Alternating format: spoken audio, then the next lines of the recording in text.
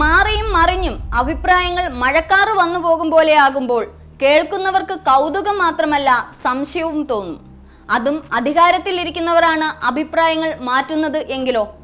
പറഞ്ഞു വന്നത് ഗവർണർ ആരിഫ് മുഹമ്മദ് ഖാന്റെ നിലനിൽപ്പില്ലാത്ത നിലപാടുകളെ കുറിച്ചാണ്.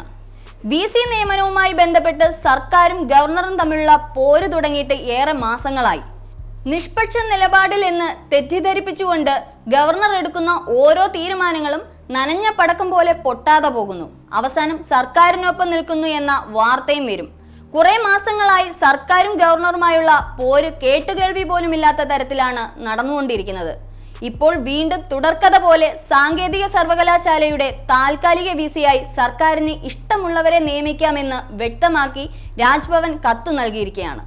കടുത്ത അഭിപ്രായ ഭിന്നതകൾക്കൊടുവിൽ സർവകലാശാല പ്രശ്നങ്ങളിൽ ഗവർണർ സ്വീകരിച്ചിരിക്കുന്ന പുതിയ നിലപാടാണിത്. ഇതോടൊപ്പം VC നിയമന ചട്ടങ്ങളിൽ വ്യക്തത ആവശ്യപ്പെട്ട് ഗവർണർ UGCക്കും കത്ത് നൽകിയിട്ടുണ്ട്. നേരത്തെയുള്ള തന്റെ നിലപാടിൽ നിന്നാണ് ഗവർണർ ആരിഫ് മുഹമ്മദ് ഖാൻ പൂർണ്ണമായി പിന്നോട്ട് പോയിരിക്കുന്നത്. ഡിജിറ്റൽ സർവകലാശാല VC ഡോക്ടർ സജി ഗോപിനാഥിന് ചുമതല നൽകുകയോ സർക്കാർ നേരത്തെ നൽകിയ 3 അംഗ പട്ടികയിൽ നിന്ന് ഒരാളെ നിയമിക്കുകയോ ചെയ്യാമെന്നാണ് രാജ്ഭവന്റെ കത്തിൽ പറയുന്നത്. നേരത്തെ സജി ഗോപിനാഥിന് ചുമതല നൽകുന്നത് ഉൾപ്പെടെ സർക്കാരിന്റെ ആവശ്യങ്ങളെല്ലാം ഗവർണർ തള്ളിയിരുന്നു. കോടതികളിൽ നിന്നുള്ള പ്രതികൂല വിധികളാണ് ഗവർണറുടെ നിലപാട് മാറ്റത്തിന് പ്രധാന കാരണമായത്.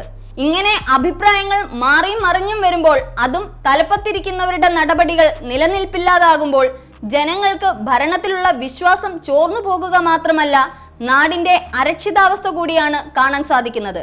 നിയമസഭ പാസാക്കുന്ന ബില്ലുകൾ പോലും ഒപ്പിടാതെ തിരിച്ചയക്കുന്ന നടപടിയും ഗവർണറുടെ ഭാഗത്തു നിന്നും ഉണ്ടായി. സർക്കാരും ഗവർണറും തമ്മിലുള്ള പോരാട്ടം സംസ്ഥാനത്തെ ഭരണസ്തംഭനത്തിലേക്കും നയിക്കുകയുണ്ടായി. ഇക്കാലം അത്രയും സർക്കാരും ഗവർണറും തമ്മിൽ നടന്നത് ഒരു തുറന്ന യുദ്ധം തന്നെയാണെന്ന് കാണാം. ഇതിനിടയിൽ ചില മാധ്യമങ്ങൾക്ക് പോലും ഗവർണറുടെ പത്രസമ്മേളനത്തിൽ വിലക്ക് ഏർപ്പെടുത്തുന്ന തരത്തിലുള്ള അരാജകത്വത്തിലേക്ക് സംസ്ഥാനം വേദിയായി മാറി.